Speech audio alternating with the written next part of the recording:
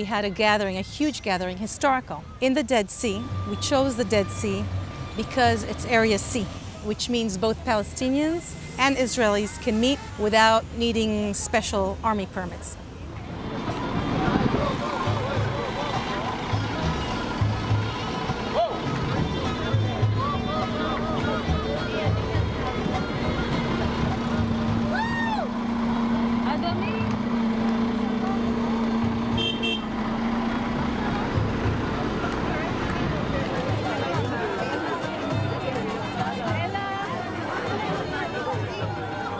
This is not something that's seen in our region, that Palestinian women and Israeli women gather.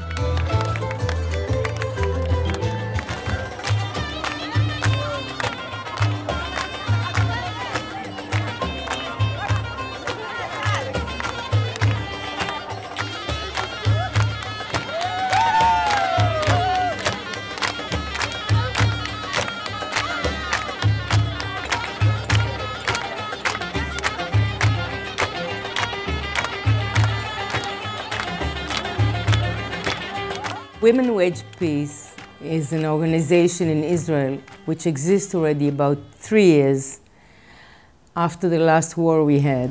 In 2014, where a few women just said, this is intolerable. To witness the violence, the fear, the destruction, the killing on both sides. It was devastating what was going on in Gaza.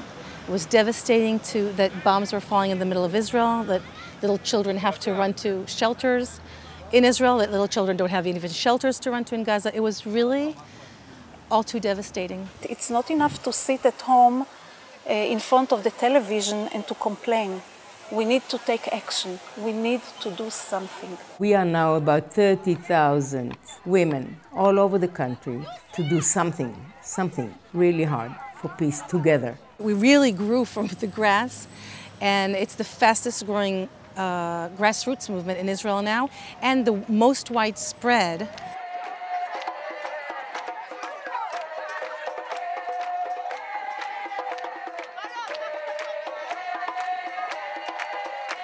We have 2 demands.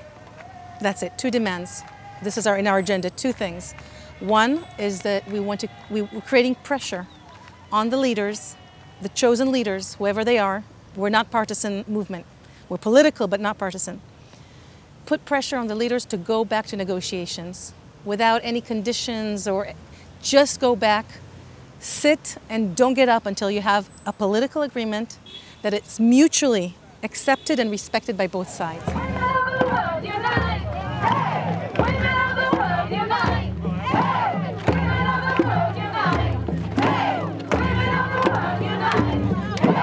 And the second thing is, when you go back to the negotiation table, women have to be a part of the delegation and a part of the process.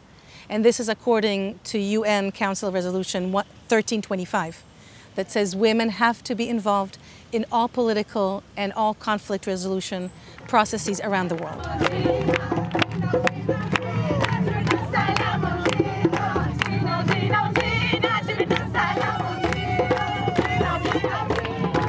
Palestinian women have their own movements for peace. They are not part of women wage peace, because our purpose is to put pressure and to demand our leaders to sit down. The Palestinian women, they have to put pressure on their leaders. And it's happening parallel. We're in connections, we're in relation, and we say each of us will do their job in their society. But we're meeting and we're talking. And they say that what we're doing here gives them wind in their sails to do what they're doing, because they can tell their people, look at women wage peace, look at what these Israeli women are doing. Because on both sides, people believe that the other one doesn't really want peace, they just want to get rid of us.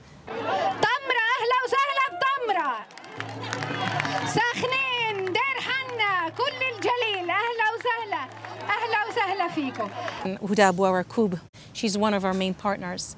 She's also the regional director of Alliance for Middle East Peace. Her and I co-facilitated the whole process of building it. We really believe that if we have a very, very wide public support, the leaders will have no choice, they will have to listen to us. We have come to bring the light. We have come to bring the light. We will never give up the fight. We will never give up the fight. For peace and love and harmony. For peace and love and harmony. We'll set all human beings free. Set all human beings free. Again, the age